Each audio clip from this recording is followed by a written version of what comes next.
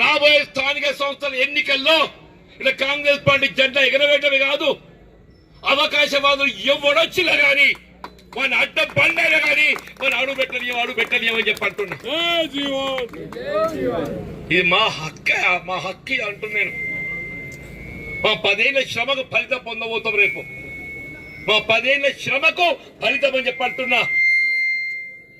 ఎవడైనా అడ్డదారిలో రావాలని ప్రయత్నం చేస్తే అక్కడనే అడ్డంగా తొక్కుతాం అని చెప్పి అంటున్నాను. జాగ్రత్త. నేను ఈ జన్మదినం అనేది ఏదైతుందో నా చివరి వరకు నిన్నే చెప్పాను. ప్రజా జీవితం నిజంగా అదృష్టమే.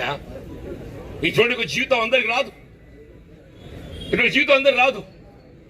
నన్ను అంటారు అందరూ, అరే ఇది ఏం సార్ కాంగ్రెస్ వచ్చి కూడా మనకి కష్టాలు ఏంటంటే, అరే నాన్న కష్టాలలోనే మనకు గుర్తింపు వస్తుంది.